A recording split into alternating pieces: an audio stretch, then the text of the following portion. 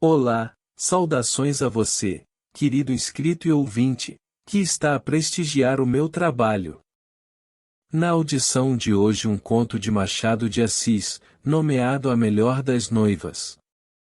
Publicado no ano de 1877. Por gentileza, se o meu trabalho lhe trouxe agrado, deixe seu like e se inscreva no canal. Caso obteve uma experiência de desagrado, deixe nos comentários, pois a vossa avaliação será considerada e aplicada. Desde já, agradeço pela preferência e desejo-lhe uma excelente audição. A Melhor das Noivas. O sorriso dos velhos é porventura uma das coisas mais adoráveis do mundo. Não o era porém o de João Barbosa no último dia de setembro de 1868, riso alvar e grotesco, riso sem pureza nem dignidade, o riso de homem de 73 anos que pensa em contrair segundas núpcias. Nisso pensava aquele velho, aliás honesto e bom, ou disso vivia desde algumas horas antes. Eram 8 da noite, dele entrará em casa com o mencionado riso nos lábios. Muito alegre vem hoje o senhor. Sim. Viu o passarinho verde? Verde não, Dona Joana, mas branco, um branco de leite, puro e de encher o olho, como os quitutes que você me manda preparar às vezes. Querem ver que é? Isso mesmo, Dona Joana. Isso que? João Barbosa não respondeu, lambeu os beiços, piscou os olhos, e deixou-se cair no canapé. A luz do candelabro bateu-lhe em cheio no rosto, que parecia uma mistura de Saturno e Sátiro. João Barbosa desabotoou a sobrecasaca e deu saída a um suspiro, aparentemente o último que lhe ficará de outros tempos. Era triste vê-lo, ou era cruel adivinhá-lo. Dona Joana não o adivinhou. Esta Dona Joana era uma senhora de 48 anos, rija e maciça, que durante 10 anos dava ao mundo o espetáculo de um grande desprezo da opinião. Contratada para tomar conta da casa de João Barbosa, logo depois de enviuvar, entrou ali em luta com os parentes do velho, que eram 2, os quais fizeram tudo para excluí-la sem conseguirem nada. Os 2 parentes, os vizinhos, finalmente os conhecidos criam firmemente que Dona Joana aceitara de João Barbosa uma posição equívoca, embora lucrativa. Era calúnia, ou Dona Joana sabia o que diziam dela, e não arredava pé. A razão era que, posto não transpusesse uma linha das fronteiras estabelecidas no contrato verbal que precedeu a sua entrada ali, contudo ela esperava ser contemplada nas últimas disposições de João Barbosa, e valia a pena, em seu entender, afrontar os ditos do mundo para receber no fim de alguns anos uma dúzia de apólices ou uma casa ou alguma coisa equivalente. Verdade é que o legado, se fosse de certa consistência, podia confirmar as suspeitas da sociedade. O Dona Joana, entretanto, professava a máxima extremamente salutar de que o essencial é andar-se quente, embora os outros se riam. Riam-se os outros, mais de cólera, e alguns, de inveja. João Barbosa, antigo magistrado, herdara de seu pai e de um tio 4 ou 5 fazendas, que transferiu a outros, convertendo seus cabedais em títulos do governo e vários prédios. Fê-lo logo depois de viúvo, e passou a residir na corte definitivamente. Perdendo um filho que tinha, achou-se quase só, ou quase, porque ainda lhe restavam 2 sobrinhos, que o rodeavam de muitas e variadas atenções. João Barbosa suspeitava que os 2 sobrinhos estimavam ainda mais as apólices do que a ele recusou todas as ofertas que lhe faziam para aceitar-lhes casa. Um dia lembrou-se de inserir nos jornais um anúncio declarando precisar de uma senhora de certa idade, morigerada, que quisesse tomar conta da casa de um homem viúvo. Dona Joana tinha apenas 38 anos, confessou-lhe 44, e tomou posse do cargo. Os sobrinhos, quando souberam disto, apresentaram a João Barbosa toda a sorte de considerações que podem nascer no cérebro de herdeiros em ocasião de perigo. O velho ouviu cerca de 8 a 10 tomos de tais considerações, mas ateve-se à primeira ideia, e os sobrinhos não tiveram outro remédio mais que aceitar a situação. Dona Joana nunca se atrevera a desejar outra coisa mais que ser contemplada no testamento de João Barbosa, mas isso, desejava-o ardentemente. A melhor das mães não tem no coração mais soma de ternura do que ela mostrava ter para servir e cuidar do opulento septuagenário. Ela cuidava do café matinal, escolhia as diversões, lia-lhe os jornais, contava-lhe as anedotas do quarteirão, tomava-lhe ponto as meias, inventava guisados que melhor pudessem ajudá-lo a carregar a cruz da vida. Conscienciosa e leal, não lhe dava alimentação debilitante, pelo contrário punha especial empenho em que lhe não faltasse nunca o filé sanguento e o bom cálice de Porto. Um casal não viveria mais unido. Quando João Barbosa adoecia, Dona Joana era tudo, mãe, esposa, irmã, enfermeira, às vezes era médico. Deus me perdoe. Parece que chegaria a ser padre, se ele viesse repentinamente a carecer do ministério espiritual. O que ela fazia nessas ocasiões pediria um volume, e eu disponho de poucas páginas. Pode-se dizer por honra da humanidade que o benefício não caía em terreno estéril. João Barbosa agradecia-lhe os cuidados não só com boas palavras, mas também bons vestidos ou boas joias.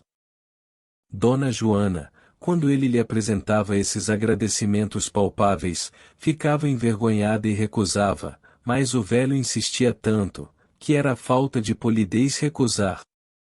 Para torná-la mais completa e necessária à casa, Dona Joana não adoecia nunca ou não padecia de nervos, nem de enxaqueca, nem de coisa nenhuma, era uma mulher de ferro. Acordava com a aurora e punha logo os escravos a pé, inspecionava tudo, ordenava tudo, dirigia tudo. João Barbosa não tinha outro cuidado mais que viver.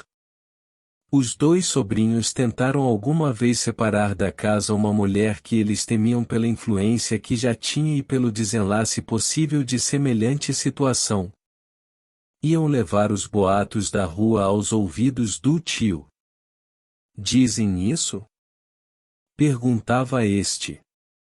Sim, senhor, dizem isso, e não parece bonito, na sua idade, estar exposto a coisa nenhuma, interrompia.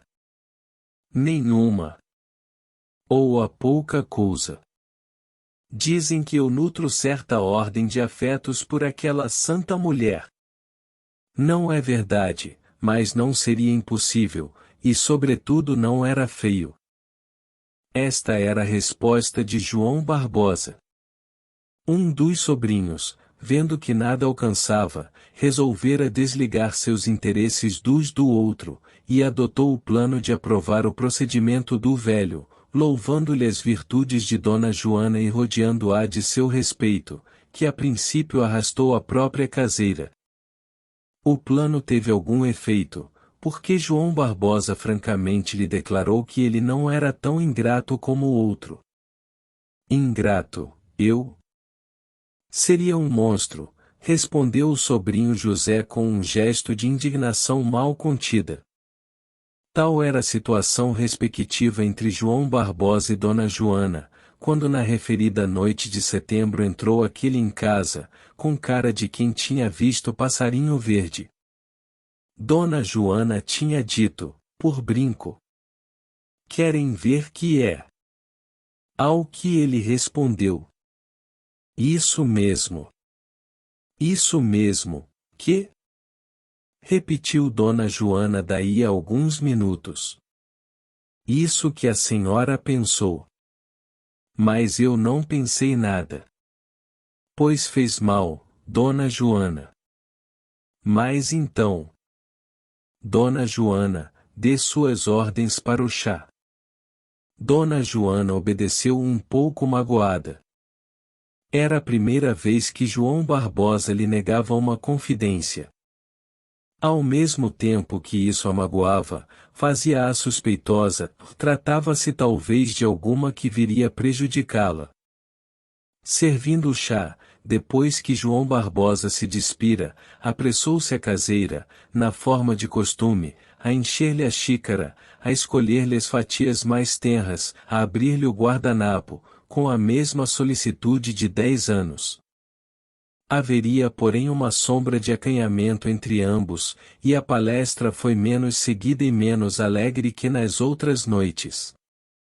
Durante os primeiros dias de outubro, João Barbosa trazia o mesmo ar singular, que tanto impressionara a caseira. Ele ria a miúdo, ria para si, ia 2 vezes à rua, acordava mais cedo, falava de várias alterações em casa. Dona Joana começava a suspeitar a causa verdadeira daquela mudança. Gelou-se-lhe o sangue e o terror se apoderou de seu espírito. 2 vezes procurou encaminhar a conversa ao ponto essencial, mas João Barbosa andava tão fora de si que não ouvia sequer o que ela dizia.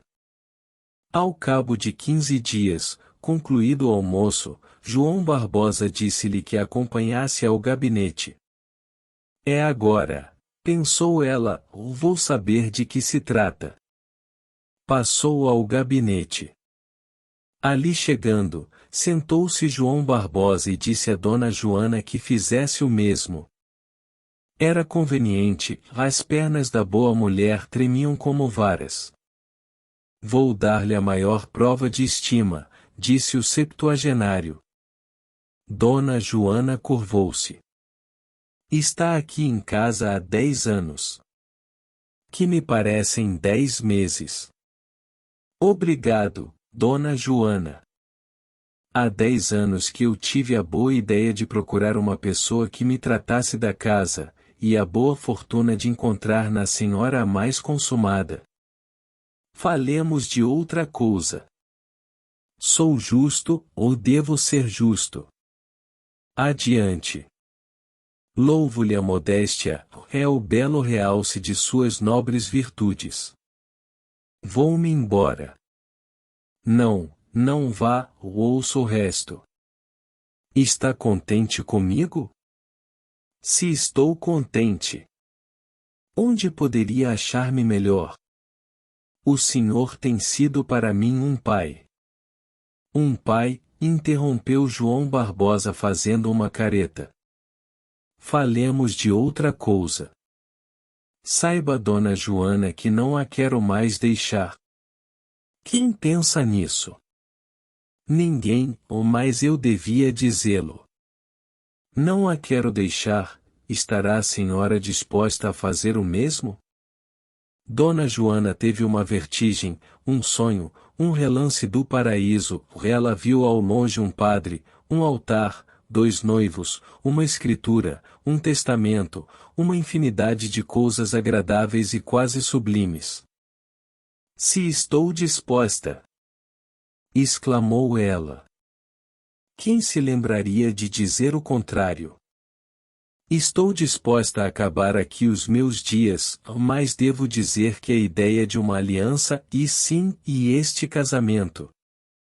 O casamento há de fazer-se. Interrompeu João Barbosa batendo uma palmada no joelho. Parece-lhe mal? Oh! Não, e mais seus sobrinhos. Meus sobrinhos são 2 capadócios, de quem não faço caso. Dona Joana não contestou essa opinião de João Barbosa, e este, serenado o ânimo, readquiriu o sorriso de bem-aventurança que, durante as 2 últimas semanas, o distinguia do resto dos mortais. Dona Joana não se atrevia a olhar para ele e brincava com as pontas do mantelete que trazia. Correram assim 2 ou 3 minutos. Pois é o que lhe digo, continuou João Barbosa, o casamento há de fazer-se. Sou maior, não devo satisfação a ninguém. Lá isso é verdade. Mas, ainda que as devesse, poderia eu hesitar à vista, e ó! À vista da incomparável graça daquela, e vá lá, e de Dona Lucinda? Se um condor, segurando Dona Joana em suas garras possantes, subisse com ela até perto do sol, de lá despenhasse a terra, menor seria a queda do que a que lhe produziu a última palavra de João Barbosa. A razão da queda não era, na verdade, aceitável, porquanto nem ela até então sonhara para si a honra de desposar o amo, nem este, nas poucas palavras que lhe dissera antes, lhe fizera crer claramente tal coisa. Mas o demônio da cobiça produz maravilhas dessas, e a imaginação da caseira via as coisas mais longe de que elas podiam ir. Creu um instante que o opulento septuagenário a destinava para sua esposa, e forjou logo um mundo de esperanças e realidades que o sopro de uma só palavra dissolveu e dispersou no ar. Lucinda! Repetiu ela quando pôde haver de novo o uso da voz. Quem é essa Dona Lucinda? Um dos anjos do céu enviado pelo Senhor a fim de fazer a minha felicidade na terra. Está caçoando. Disse Dona Joana atando-se a um fragmento de esperança. Quem dera que fosse caçoada. Replicou João Barbosa. Se tal fosse, continuaria eu a viver tranquilo, sem conhecer a suprema aventura, é certo, mas também sem padecer abalos de coração. Então é certo. Certíssimo. Dona Joana estava pálida. João Barbosa continuou. Não pense que é alguma menina de 15 anos, é uma senhora feita, tem seus 32 feitos, ou é viúva, ou boa família. O panegírico da noiva continuou, mas Dona Joana já não ouvia nada. Posto nunca meditasse em fazer-se mulher de João Barbosa, via claramente que a resolução deste viria prejudicá-la, e nada disse e ficou triste. O septuagenário, quando expandiu toda a alma em elogios à pessoa que escolhera para ocupar o lugar da esposa morta há tão longos anos, reparou na tristeza de Dona Joana e apressou-se a animá-la. Que tristeza é essa, Dona Joana? Disse ele. Isto não altera nada a sua posição. Eu já agora não a deixo, há de ter aqui a sua casa até que Deus a leve para si. Quem sabe? Suspirou ela. João Barbosa fez-lhe os seus mais vivos protestos, e tratou de vestir-se para sair. Saiu, e dirigiu-se da Rua da Ajuda, onde morava, para dos Arcos, onde morava a dama de seus pensamentos, futura esposa e dona de sua casa. Dona Lucinda G. e tinha 34 anos para 36, mas parecia ter mais, tão severo era o rosto, e tão de matrona, os modos. Mas a gravidade ocultava um grande trabalho interior, uma luta dos meios que eram escassos, com os desejos, que eram infinitos. Viúva desde os 28 anos, de um oficial de marinha, com quem se casara aos 17 para fazer a vontade aos pais, Dona Lucinda não viverá nunca segundo as ambições secretas de seu espírito. Ela amava a vida suntuosa, e apenas tinha com que passar modestamente, cobiçava as grandezas sociais e teve de contentar-se com uma posição medíocre. Tinha alguns parentes, cuja posição e meios eram iguais aos seus, e não podiam portanto dar-lhe quanto ela desejava. Vivia sem esperança nem consolação.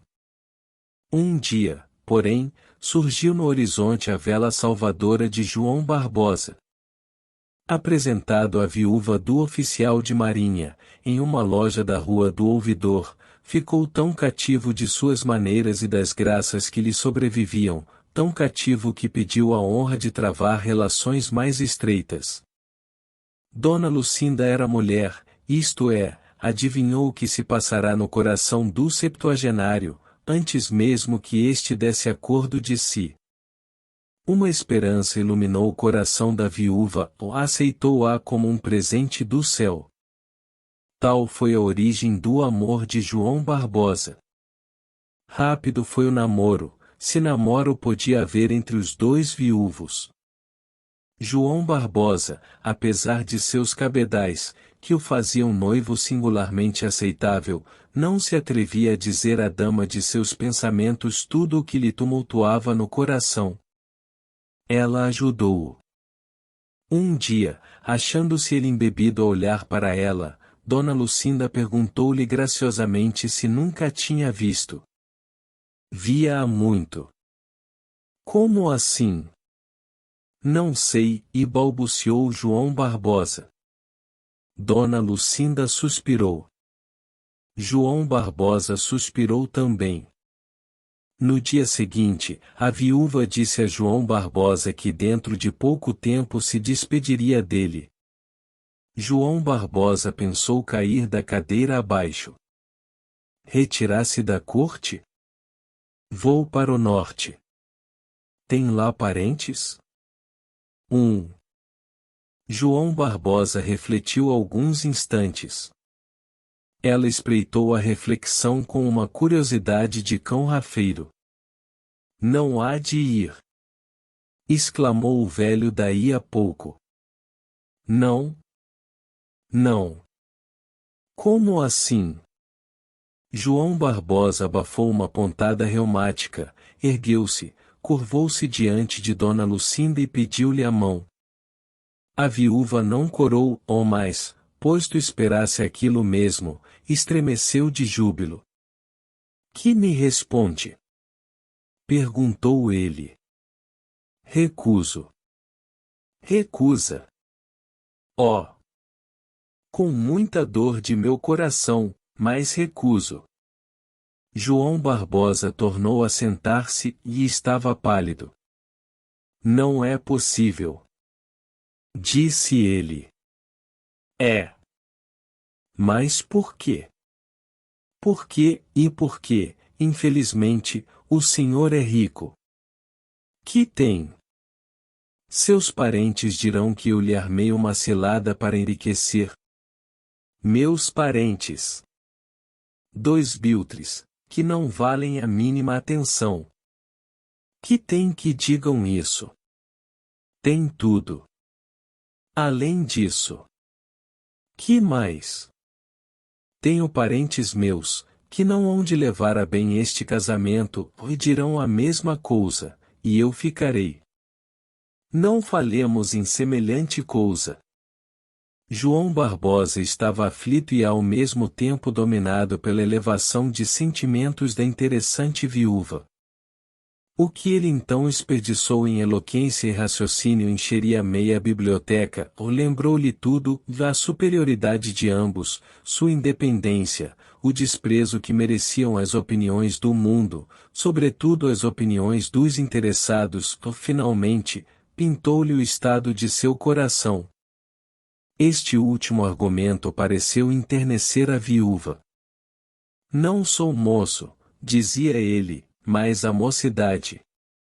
A mocidade não está na certidão de batismo, acudiu filosoficamente Dona Lucinda, está no sentimento, que é tudo, há moços decrépitos, e homens maduros eternamente jovens. Isso.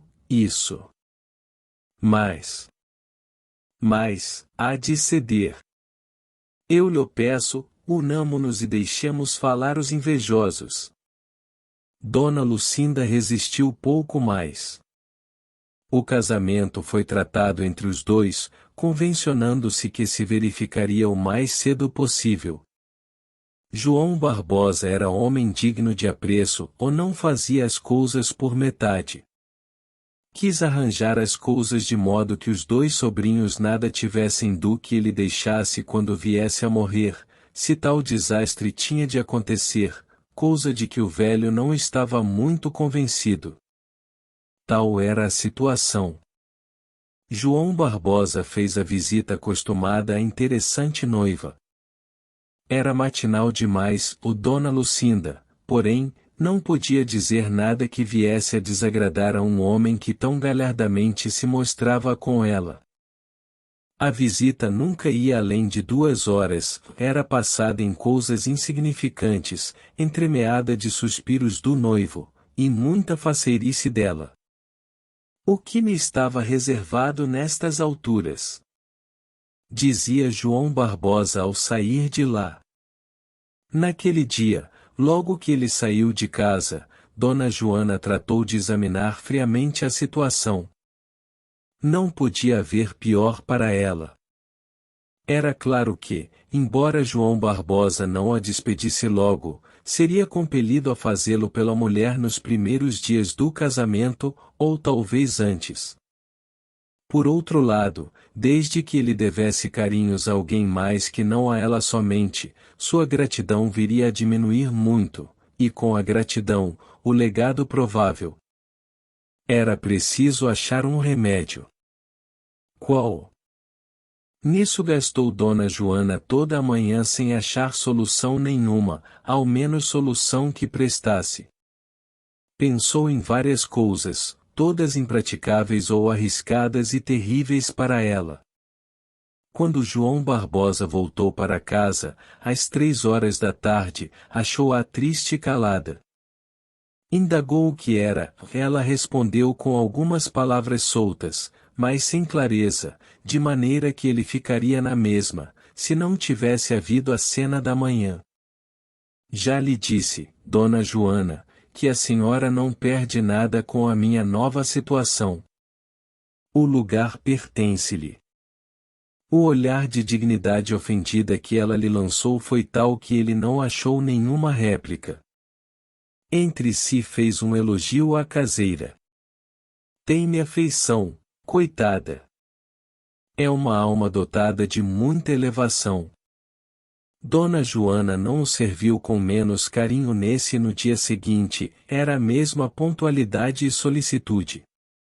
A tristeza porém era também a mesma e isto desconsolava sobremodo o noivo de Dona Lucinda, cujo principal desejo era fazê-las felizes ambas. O sobrinho José, que tivera o bom gosto de cortar os laços que o prendiam ao outro, desde que viu serem inúteis os esforços para separar Dona Joana de casa, não deixava de ali ir a miúdo tomar a bênção ao tio e receber alguma coisa de quando em quando. Acertou de ir alguns dias depois da revelação de João Barbosa. Não o achou em casa, mas Dona Joana estava, e ele em tais circunstâncias não deixava de se demorar a louvar o tio, na esperança de que alguma coisa chegasse aos ouvidos deste. Naquele dia notou que Dona Joana não tinha a alegria do costume. Interrogada por ele, Dona Joana respondeu: não é nada. Alguma coisa há de ser, dar-se-á caso que meu tio esteja doente. Antes fosse isso. Que ouço. Dona Joana mostrou-se arrependida do que dissera e metade do arrependimento era sincero, metade, fingido. Não tinha grande certeza da discrição do rapaz, mas via bem para que lado iam seus interesses. José tanto insistiu em saber do que se tratava que ela não hesitou em dizer-lhe tudo, debaixo de palavra de honra e no mais inviolável segredo. Ora veja, concluiu ela, se ao saber que essa senhora trata de enganar o nosso bom amigo para haver-lhe a fortuna. Não diga mais, Dona Joana. Interrompeu José fulo de cólera. Que vai fazer? Verei. Oh! Não me comprometa. Já lhe disse que não saberei desfazer a trama da viúva. Ela veio aqui alguma vez? Não, mas consta-me que há de vir domingo jantar. Virei também. Pelo amor de Deus. Descanse. José viu o perigo tanto como Dona Joana, só não viu que ela lhe contará tudo, para havê-lo de seu lado e fazê-lo trabalhar por desfazer um laço quase feito.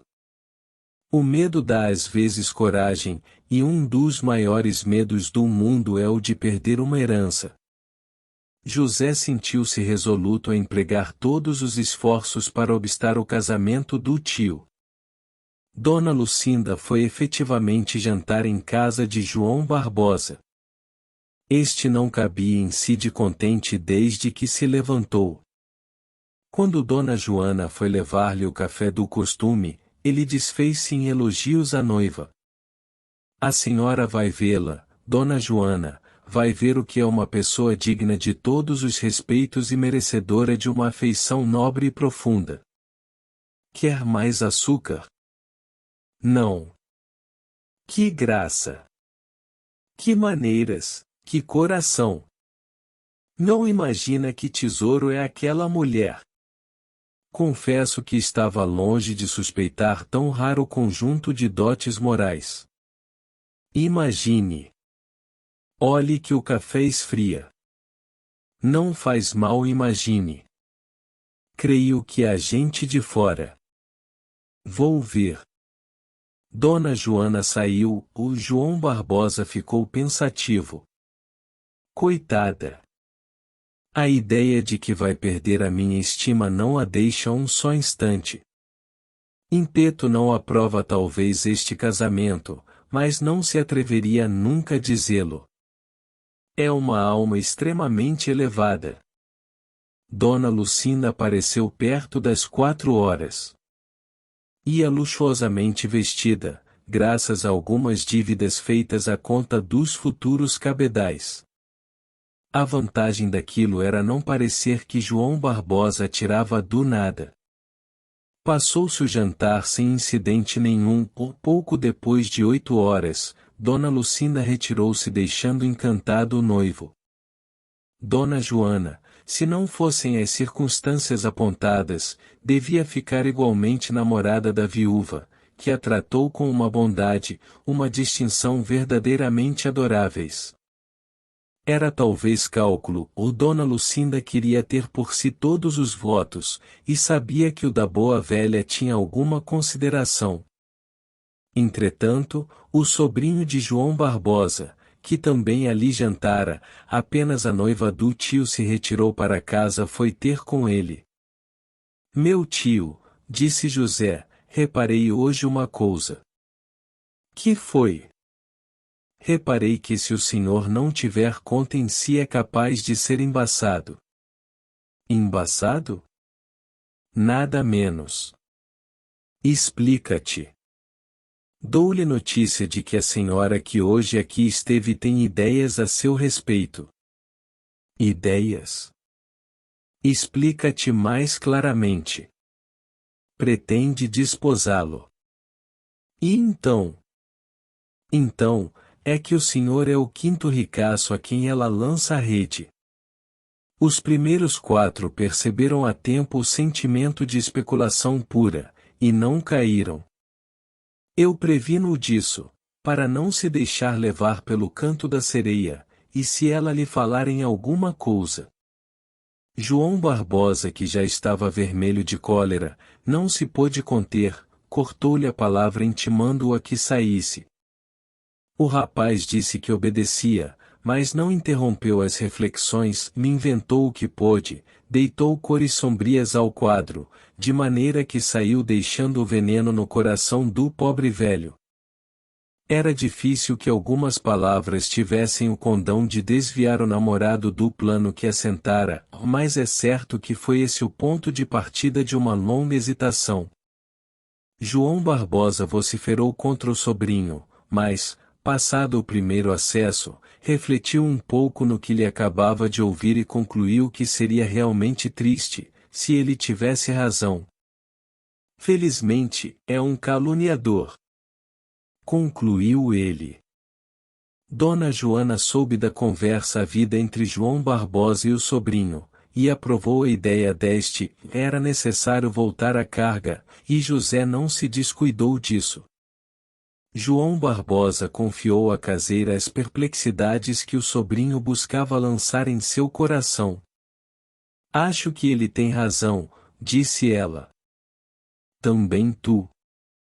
Também eu, e se o digo é porque eu posso dizer, visto que desde hoje estou desligada desta casa. Dona Joana disse isto levando o lenço aos olhos, o que partiu o coração de João Barbosa em 1000 pedaços, tratou de a consolar e inquiriu a causa de semelhante resolução. Dona Joana recusou explicar, afinal estas palavras saíram de sua boca trêmula e comovida. É que, e também eu tenho coração. Dizer isto e fugir foi a mesma coisa. João Barbosa ficou a olhar para o ar, depois dirigiu os olhos a um espelho, perguntando-lhe se efetivamente não era explicável aquela declaração. Era. João Barbosa mandou-a chamar. Veio Dona Joana e, arrependida de ter ido tão longe, tratou de explicar o que acabava de dizer. A explicação era fácil, repetiu que tinha coração, como o sobrinho de João Barbosa, e não podia, como o outro, vê-lo entregar-se a uma aventureira. Era isso? É duro de o dizer, mas cumpri o que devia, compreendo porém que não posso continuar nesta casa. João Barbosa procurou apaziguar-lhe os escrúpulos, e Dona Joana deixou-se vencer, ficando. Entretanto, o noivo sentia-se um tanto perplexo e triste. Cogitou, murmurou, vestiu-se e saiu. Na primeira ocasião em que se encontrou com Dona Lucinda, esta, vendo-o triste, perguntou-lhe se eram incômodos domésticos. Talvez, resmungou ele. Adivinho. Sim. Alguma que lhe fez a caseira que o senhor lá tem? Por que supõe isso? Dona Lucinda não respondeu logo, João Barbosa insistiu. Não simpatizo com aquela cara. Pois não é má mulher. De aparência, talvez. Parece-lhe então. Nada, e digo que bem pode ser alguma intrigante. Oh! Mera suposição. Se a conhecesse havia de lhe fazer justiça. João Barbosa não recebeu impunemente esta alfinetada. Se efetivamente Dona Joana não passasse de uma intrigante? Era difícil supô-lo ao ver a cara com que ela o recebeu na volta. Não a podia ver mais afetuosa. Contudo, João Barbosa pôs-se em guarda, convém dizer, em honra de seus afetos domésticos, que não o fez sem tristeza e amargura. Que tem o senhor que está tão macambúzio? Perguntou Dona Joana com a mais doce voz que possuía. Nada, Dona Joana. E daí a pouco? Diga-me, seja franca. Alguém a incumbiu de me dizer aquilo a respeito da senhora que... Dona Joana tremeu de indignação. Pois imagina que eu seria capaz de fazer-me instrumento. Oh! É demais! O lenço correu aos olhos e provavelmente encheu-se de lágrimas. João Barbosa não podia ver chorar uma mulher que o servia tão bem há tanto tempo. Consolou-a como pôde, mas o golpe, dizia ela, fora profundo. Isto foi dito tão de dentro, e com tão amarga voz, que João Barbosa não pôde esquivar-se a esta reflexão. Esta mulher ama-me. Desde que, pela segunda vez, se lhe metia esta suspeita pelos olhos, seus sentimentos em relação a Dona Joana eram de compaixão e simpatia. Ninguém pode odiar a pessoa que o ama silenciosamente e sem esperança. O bom velho sentia-se lisonjeado da vegetação amorosa que seus olhos faziam brotar dos corações. Daí em diante começou uma luta entre as duas mulheres de que eram campo e objeto o coração de João Barbosa. Uma tratava de demolir a influência da outra, os dois interesses esgrimiam com todas as armas que tinham à mão. João Barbosa era um joguete entre ambas, uma espécie de bola de borracha que uma atirava às mãos da outra, e que esta de novo lançava às da primeira. Quando estava com Lucinda suspeitava de Joana, quando com Joana, suspeitava de Lucinda. Seu espírito, debilitado pelos anos, não tinha consistência nem direção, ou uma palavra o dirigia ao sul, outro encaminhava ao norte. A esta situação, já de si complicada, vieram juntar-se algumas circunstâncias desfavoráveis a Dona Lucinda. O sobrinho José não cessava as suas insinuações, ao mesmo tempo os parentes da interessante viúva entraram a rodear o velho, com tal sofreguidão, que, apesar de sua boa vontade, este desconfiou seriamente das intenções da noiva. Nisto sobreveio um ataque de reumatismo. Obrigado a não sair de casa, era Dona Joana que cabia desta vez exclusivamente a direção do espírito de João Barbosa. Dona Lucinda foi visitá-lo algumas vezes, mas o papel principal não era seu. A caseira não se poupou esforços para readquirir a antiga influência, o velho ricaço saboreou de novo as delícias da dedicação de outro tempo. Ela o tratava, a mimava e conversava, lia-lhe os jornais, contava-lhe a vida dos vizinhos entremeada de velhas anedotas adequadas à narração. A distância e a ausência eram dois dissolventes poderosos do amor decrépito de João Barbosa. Logo que ele melhorou um pouco foi à casa de Dona Lucinda. A viúva o recebeu com polidez, mas sem a solicitude a que o acostumara. Sucedendo a mesma coisa outra vez, João Barbosa sentiu que, pela sua parte, também o primitivo afeto esfriara um pouco. Dona Lucinda contava aguçar-lhe o afeto e o desejo mostrando-se fria e reservada, sucedeu o contrário. Quando quis resgatar o que perderá, era um pouco tarde, contudo não desanimou. Entretanto, João Barbosa voltará a casa, onde a figura de Dona Joana lhe pareceu a mais ideal de todas as esposas. Como é que não me lembrei há mais tempo de casar com esta mulher? Pensou ele. Não fez a pergunta em voz alta, mas Dona Joana pressentiu num olhar de João Barbosa que aquela ideia alvorecia em seu generoso espírito. João Barbosa voltou a concentrar-se em casa. Dona Lucinda, após os primeiros dias, derramou o coração em longas cartas que eram pontualmente entregues em casa de João Barbosa, e que este lia em presença de Dona Joana, posto fosse em voz baixa. João Barbosa, logo à segunda, quis ir reatar o vínculo roto, mas o outro vínculo que o prendia à caseira era já forte e a ideia foi posta de lado. Dona Joana achou enfim meio de subtrair as cartas. Um dia, João Barbosa chamou Dona Joana a uma conferência particular. Dona Joana, chamei-a para lhe dizer uma coisa grave. Diga. Quero fazer a sua felicidade. Já não a faz há tanto tempo? Quero fazê-la de modo mais positivo e duradouro. Como?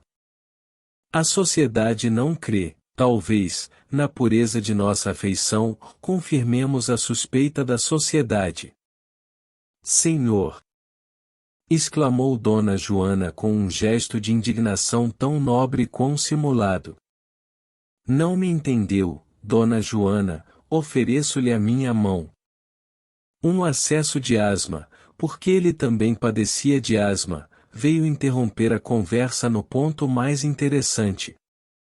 João Barbosa gastou alguns minutos sem falar nem ouvir. Quando o acesso passou, sua felicidade, ou antes a de ambos, estava prometida de parte a parte. ficava assentado um novo casamento. Dona Joana não contava com semelhante desenlace, e abençoou a viúva que, pretendendo casar com o velho, sugeriu-lhe a ideia de fazer o mesmo e a encaminhou àquele resultado.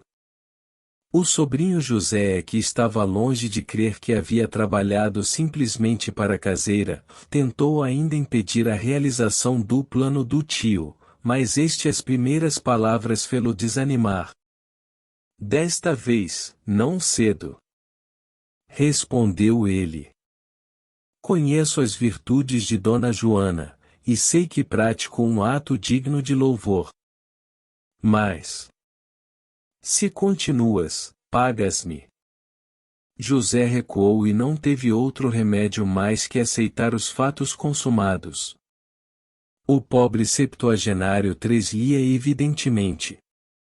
Dona Joana tratou de apressar o casamento, receosa de que, ou algumas das várias moléstias de João Barbosa, ou a própria velhice desse cabo dele, antes de arranjadas as coisas. Um tabelião foi chamado, e tratou, por ordem do noivo, de preparar o futuro de Dona Joana. Dizia o noivo: se eu não tiver filhos, desejo. Descanse, descanse, respondeu o tabelião.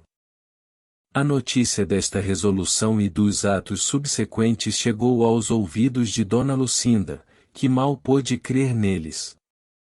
Compreendo que me fugisse, eram intrigas daquela e daquela criada. Exclamou ela. Depois ficou desesperada e interpelou o destino, deu ao diabo todos os seus infortúnios. Tudo perdido. Tudo perdido. Dizia ela com uma voz arrancada às entranhas. Nem Dona Joana nem João Barbosa podiam ouvir. Eles viviam como dois namorados jovens, embebidos no futuro. João Barbosa planeava mandar construir uma casa monumental em algum dos arrabaldes, onde passaria o resto de seus dias. Conversavam das divisões que a casa devia ter, da mobília que lhe convinha, da chácara, e do jantar com que deviam inaugurar a residência nova. Quero também um baile. Dizia João Barbosa. Para quê? Um jantar basta. Nada. Há de haver grande jantar e grande baile, é mais estrondoso. Demais, quero apresentar-te à sociedade como minha mulher, e fazer-te dançar com algum adido de legação. Sabes dançar? Sei. Pois então. Jantar e baile. Marcou-se o dia de ano bom para a celebração do casamento. Começaremos um ano feliz, disseram ambos. Faltavam ainda 10 dias, e Dona Joana estava impaciente. O sobrinho José, alguns dias arrufado, fez as pazes com a futura tia. O outro aproveitou o ensejo de vir pedir o perdão do tio, ou deu-lhe os parabéns e recebeu a bênção. Já agora não havia remédio senão aceitar de boa cara o mal inevitável. Os dias aproximavam-se com uma lentidão mortal, ou nunca Dona Joana os vira mais compridos. Os ponteiros do relógio pareciam padecer de reumatismo, o sol devia ter por força as pernas inchadas. As noites pareciam-se com as da eternidade. Durante a última semana João Barbosa não saiu de casa, todo ele era pouco para contemplar a próxima companheira de seus destinos. Enfim raiou a aurora cobiçada. Dona Joana não dormia um minuto sequer, tanto lhe trabalhava o espírito. O casamento devia ser feito sem estrondo, e foi uma das vitórias de Dona Joana, porque o noivo falava em um grande jantar e meio mundo de convidados. A noiva teve prudência, ou não queria expor-se e expô-lo a comentários. Conseguirá mais, o casamento devia ser celebrado em casa, num oratório preparado de propósito. Pessoas de fora, além dos sobrinhos, havia 2 senhoras, uma das quais era madrinha, e 3 cavalheiros, todos eles e elas maiores de 50. Dona Joana fez sua aparição na sala alguns minutos antes da hora marcada para a celebração do matrimônio. Vestia com severidade e simplicidade. Tardando o noivo, ela mesma o foi buscar. João Barbosa estava no gabinete já pronto, sentado ao pé de uma mesa, com uma das mãos calçadas. Quando Dona Joana entrou, deu com os olhos no grande espelho que ficava defronte e que reproduzia a figura de João Barbosa, e este estava de costas para ela. João Barbosa fitava-a rindo, um riso de bem-aventurança. Então, disse Dona Joana. Ele continuava a sorrir e a fitá-la, ela aproximou-se, rodeou a mesa, olhou-o de frente. Vamos ou não? João Barbosa continuava a sorrir e a fitá-la. Ela aproximou-se e recuou espavorida. A morte o tomara, era a melhor das noivas. Fim. Esta foi a obra narrada deste vídeo.